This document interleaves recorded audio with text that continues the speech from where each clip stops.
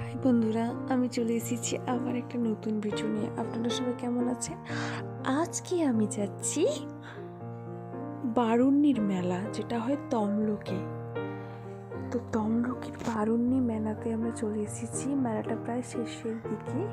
তো স্কুলে ছেলেকে দিয়ে আমরা সব বান্ধবী মিলে বেরিয়ে পড়লাম বারুণ্যির মেলা করতে। সেই ভিডিওটা আপনাদের সাথে শেয়ার করেছি এবং এর সাথে অনেকগুলো গঙ্গা ঠাকুর রয়েছে। সেই গঙ্গা মেলার যে ঠাকুরগুলো, সেগুলো দেখুন কি অসাধারণ ঠাকুর। এটা একটা গঙ্গা ঠাকুর রয়েছে, মানে ঠাকুরগুলো এত ভালো হয়েছে কি বলবো। আর মায়ের মুখ, মানে এত সুন্দর মুখটা দেখলে মন ভরে যাবে।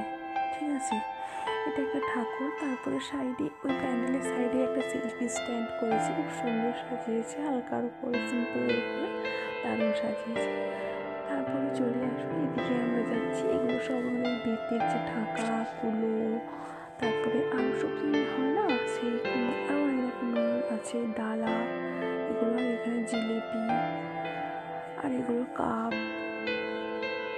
প্লেট, কাঁচের গ্লাস, এইসবের দোকান বসেছে এগুলো মেলায় যেমন বসে। আর এগুলো হচ্ছে বারোয়ারি হয়, বারোয়ারি হয়েছে এখানে একটা।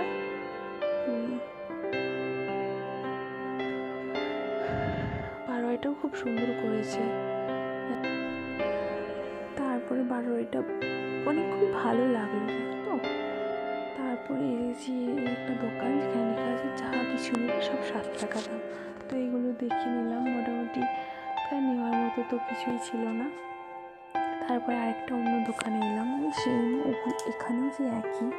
তবে এগুলো এটা এখানে। তারপরে আরেকটা দোকানে দেখলাম ক্যাকটাস, জানো তো অনেকদিন ধরে আমার ইচ্ছে ছিল আমার ছেলের জন্য একটা ক্যাকটাস নেব। তো সেই ক্যাকটাসগুলো মানে নিয়ে নিলাম। তারপরে এখানে আরও কিছু বারোয়ারি, এখানে ওই রক্তদান শিবির এরকম কিছু একটা হচ্ছে। আর ওই ক্ষুদিরামের পাশে এইরকম কিছু তুলে ধরেছে, মাতঙ্গিনী হাজরা এদের কিছু গল্প তুলে ধরেছে আর কি। তার বারোয়ারিটা খুব সুন্দর করেছে, জানো তো। তারপরে গেলাম কানের দোকানে, এই একটা কানের নিলাম, দুজোড়া কানের নিয়ে নিলাম। তারপর সাইডেই ছিল আর একটা গঙ্গা ঠাকুর।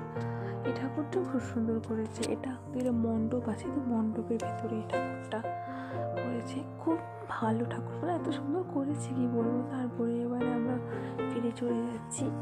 ফিরে চলে যাওয়ার পথে আমার একটা বান্ধবী, ও বললো চলো আমরা ওই একটা যে বড়ি দেওয়া হয় না, তো ওই বেতের একটা বড়ি দেওয়ার একটা, বেতের ওগুলোকে কী বলে জানি না ঠিক, মোটামুটি ওগুলো কিনে নিল। তো এখানে আরেকটা ঠাকুর হয়েছে, গঙ্গা ঠাকুর। তো তারই সাইডে রয়েছে আমাদের রাধা কৃষ্ণ গোপাল এইসব।